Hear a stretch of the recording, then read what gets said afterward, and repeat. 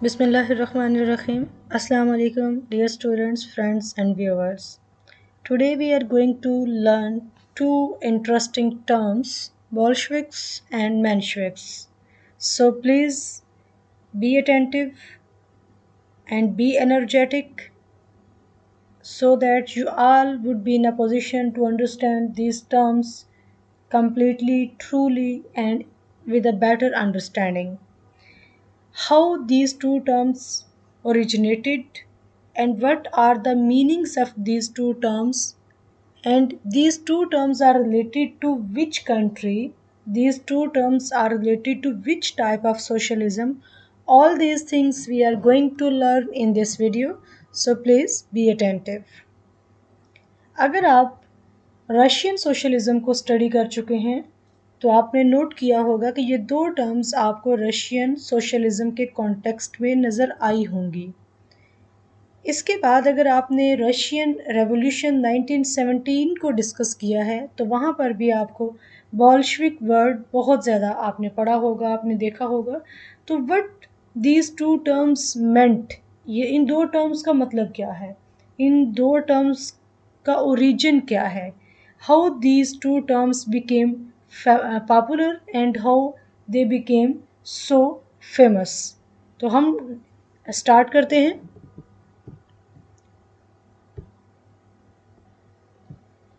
इन 1898 Russian जो Marxists थे, who were the followers of Karl Marx ideology, जो Karl Marx की टीचिंग्स पे बिलीव करते थे, ऐसे रशियन मार्क्सिस्ट्स ने एक Russian socialist democratic workers party establish की इन 1898।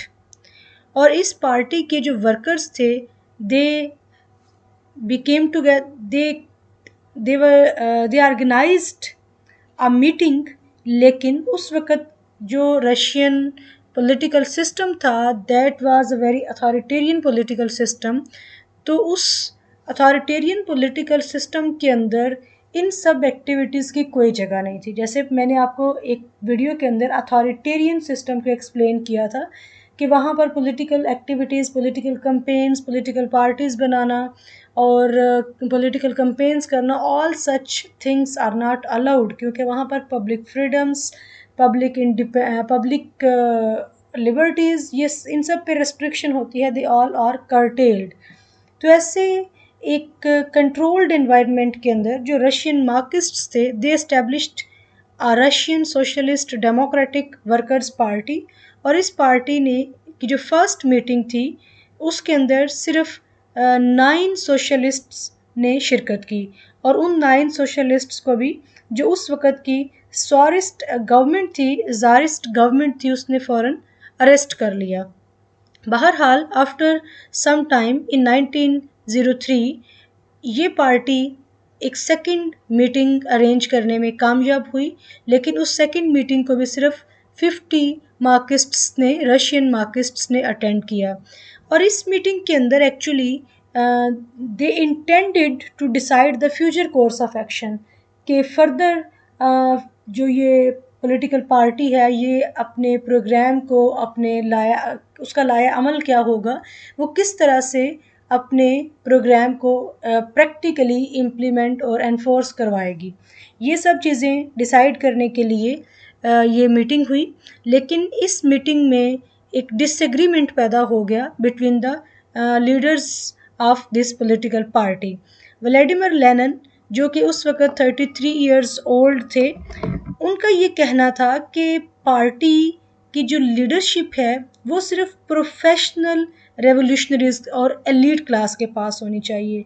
जो पब्लिक है, जो जनरल मैसेज हैं, they should not be given a participation in party leadership. यानी जो डिसीजन मेकिंग प्रोसेस है, जो पार्टी का मैनिफेस्टो है, जो पार्टी के प्रोग्राम है, जो पार्टी की आइडियोलॉजी है, जो पार्टी का कोर्स ऑफ एक्शन है, ये सब चीज़ें कौन डिसाइड करेंगे? सिर्फ जो प्रोफेशनल रेवोल्यूशनरीज़ हैं, जो कि कार्ल मार्क्स की आइडियोलॉजी के स्टांच फॉलोअर्स हैं। अब कार्ल मार्क्स की आइडियोलॉजी को भी रशियन कॉन्टेक्स्ट में अगर देखा जाए तो उन्होंने अपनी लोकल नीड्स और जो सोसाइटी का स्ट्रक्चर था उसके मुताबिक उसको इंटरप्रेट किया, उसके मुताबिक उसको एडजस्ट किया।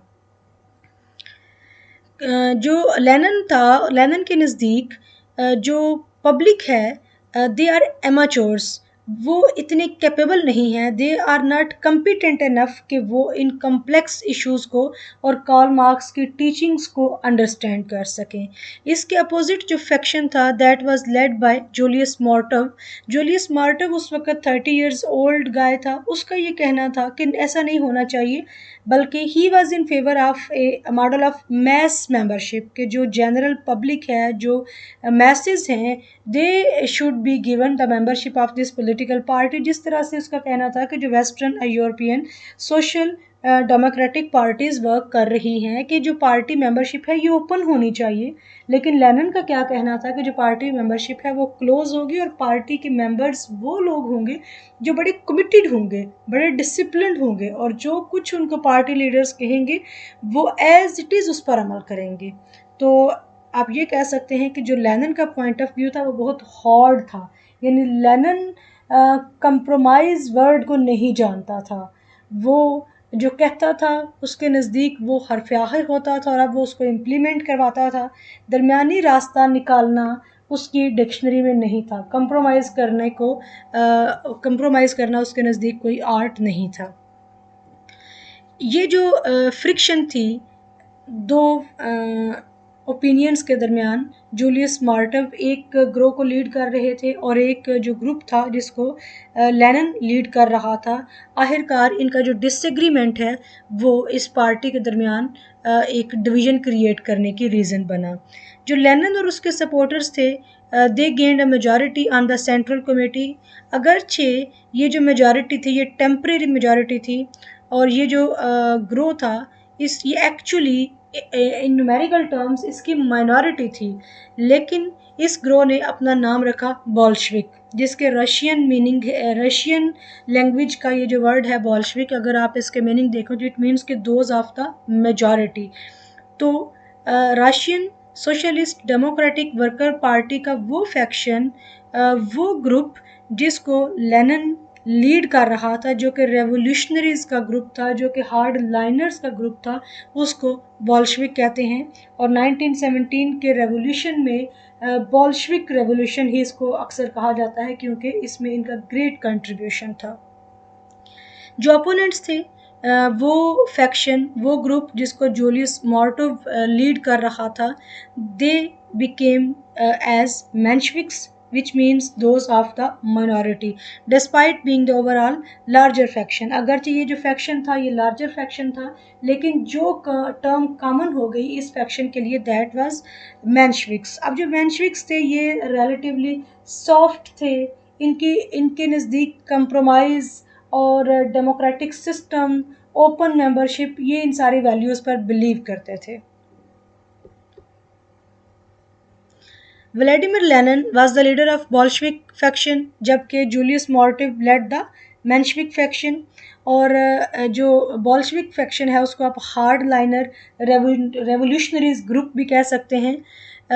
Lenin had no time for democracy and he didn't have confidence in the message. उसे आवाम पर कोई एतमाद नहीं था। वो समझता था कि ये जो लोग हैं ये उतने कम्पिटेंट नहीं हैं, ये उतने कैपेबल नहीं हैं, ये उतने डिसिप्लिन्ड नहीं हैं, ये उतने कमिटेड नहीं हैं जितने कि रेवोल्यूशन के लिए लोग चाहिए। He wanted a small tightly organized. Lenin खुद भी बहुत डिसिप्लिन्ड था और वो डिसिप्लिन्ड लोगों को ही लाइक करता था। Strictly disciplined party, a full time members who did what they were told, कि जो कुछ उन्हें कहा जाएगा वो उसे एज इट इज़ करेंगे, वो उसकी इंटरप्रिटेशन खुद नहीं करेंगे। followed the party line in every particular and would be far more difficult for the czarist police to infiltrate। कि ऐसे कमिटेड लोग होंगे कि जो czarist पुलिस होगी उसके लिए ऐसे लोगों को तोड़ना, ऐसे लोगों को अपनी तरफ माइल करना, अपनी तरफ कन्वर्ट करना इम्पॉसिबल होगा। तो इन सिंपल वर्ड्स अगर हम लेनिन की बात करें तो लेनिन ने खुद अपनी लैंग्वेज में भी ये कहा कि उसका जो ग्रुप है that is the group of hards और जो उसके अपोनेंट्स हैं यानी जो दूसरा ग्रुप है जिसको लीड कर रहा था Julius Martov, that is the group of softs. Next एक स्लाइड में मैं आपको दोनों जो लीडर्स थे दोनों ग्रुप्स के उनके पिक्चर्स दिखा रही हूँ। जो फर्स्ट पिक्चर है जिसमें आपको बाल कम नज़र आ रहे हैं, तो ये पिक्चर है व्लादिमीर लेनिन की। और जो सेकंड पिक्चर है this is the picture of Julius Martov. तो जूलियस मार्टिव जो थे वो मेंशविक फैक्शन के लीडर थे, जबकि Vladimir Lenin was the leader of Bolshevik faction. तो ये दो टर्म्स हैं जिनको आपने अच्छी तरह से अंडरस्टैंड कर लेना है कि बोल्शेविक फैक्शन का लीडर कौन था, व्लादिमीर लेनिन, और मेंशविक फैक्शन का लीडर कौन था, जूलियस मार्टिव। और इसमें से हार्ड लाइनर रेवोल्यूशनरीज कौन सा ग्रुप था, जो बोल्शेविक है, और जो सॉफ्ट लाइनर रेवोल्यूशनरीज थे। अगरचे ये जो दोनों फैक्शंस थे they were against the capitalism and these two factions want to abolish the capitalism. वो कैपिटलिज्म के अगेंस्ट थे, वो कैपिटलिस्ट सिस्टम को ख़त्म करना चाहते थे। जो ज़ारिस्ट सिस्टम था उस वक़्त, जो ज़ारिस्ट गवर्नमेंट थी, अथॉरिटेरियन सिस्टम था, उसको वो ओवरथ्रो करना चाहते थे और वो रेवोल्यूशन लाना चाहते थे। लेकिन दोनों के जो मोड ऑफ एक्शन है वो डिफरेंट था। जो लेनिन है वो वायलेंस पर बिलीव करता था। उसके नज़दीक अगर आपको अपनी पार्टी के और अपने रेवोल्यूशन के लिए आपको किसी को मारना पड़े, कत्ल करना पड़े, जो कुछ करना पड़े, वो कहता था करो, लेकिन क्या करो, ऑब्जेक्टिव्स हासिल करो। जबकि आप ये कह सकते हैं कि जो जूलियस मार्टिव का ग्रुप था ये रिलेटिवली पीसफुल लोग थे, ये इतनी मार दाड़ पे और इतने वायलेंस पे यकीन नहीं रखते थे। तो स्टूडेंट्स आई होप कि आप लोगों को बहुत अच्छी तरह से ये दोनों टर्म समझ में आ गई होंगी, दोनों के दरमियान बेसिक डिफरेंसेस भी समझ में आ चुके होंगे। और ये पॉलिटिकल पार्टी जो कि 1903 में इसके दरमियान डिफरेंस आ गए, वो डिफरेंसेस की रीज़न क्या थी, उनकी एक्चुअल बेस क्या थी, जिस वजह से इन दो एक ही पॉलिटिकल पार्टी के दो पार्टीज़ बन गई, दो डिफरेंट धड़े बन गए, दो डिफरेंट फैक्शंस बन गए। तो आई थिंक कि आप लोगों को समझ आ चुकी है। आई होप कि आप लोगों ने हर चीज़ क्लियरली अंडरस्टैंड कर ली है। Now we will meet in our next video. Take good care of yourself. अल्लाह हाफिज़।